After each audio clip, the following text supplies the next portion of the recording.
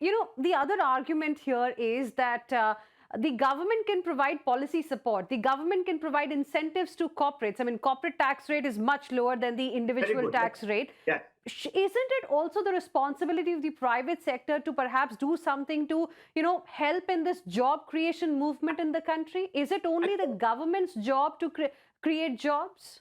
No, it's not the government job. Government cannot create job. Government can incentivize job creation. But they're doing, they need to do this in the labor-intensive, poorer district and others, like I said. But what we need, our corporate sector is highly profitable.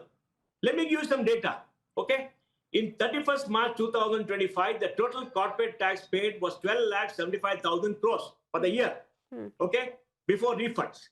12,75,000 crore, assuming effective tax at 25%, pre-tax profits will be 51 lakh crores, listed, unlisted.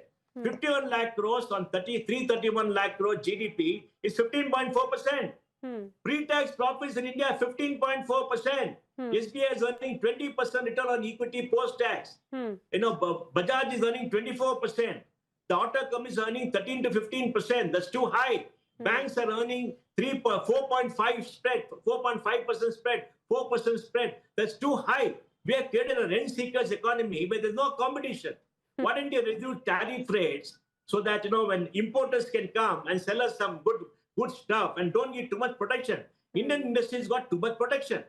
Like our Sajjan Jindal said, our steel industry earns 13 to 15% operating margin. China earns 4 to 5%. Now, we should earn 10 to 11%, but let them earn on efficiency. They're learning because of high tariffs. Reduce the tariffs, so costs come down for us in multiple areas. Export Indian industry to greater competition in multiple areas. And I think that's what we've done. Look at the auto industry. The cars are very expensive for Indian conditions, right? Look at the profits they make. Right. They're not investing enough money. I think, see, the key message is government should tell the industry, invest and become efficient. We're going to reduce tariff and allow foreign competition to come. Point number one. And second, Indian industry should understand you can't grow 15, 20% a year after year unless you export. This market is too small for you, right? Car industry can go 5-8%. 5-8% is very good. We are selling 4.5 million cars. Right. We can sell another 500,000. Why can't they produce 1 million more and export? Export is happening. We exported 890,000 cars last year, about 3.6 million two-wheelers. I think that's a good thing. They're all learning to export. And the government must talk and tell them, please export, please grow faster, and we must get a culture where there's help. For that, RBI should relax these regulations. Regulations are onerous. They threaten you with ED. If you don't get the money in time, they control you to do all they must come down. Second, they must allow us to invest overseas too. Overseas investment is a mess for you and me, not for industry. That's important.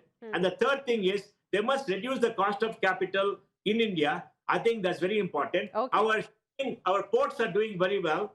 Cost of logistics come to 8 to 9%. The latest report is up, which is the good news. But I think there must be a talk from the government, export, export, export. Tell us what you want, we'll do it. And then monitor it and tell them. Because, industry has had too much of too good at things, making huge money in India. Absolutely. So they've got fat margins in India, so they don't want to export at lower margins. But they don't understand, if they don't export at lower margin, they'll not get the benefit of scale and become more efficient. Absolutely. Look at China is dominating the world with 30% of global manufacturing. Why can't we be 10, 15% of global manufacturing?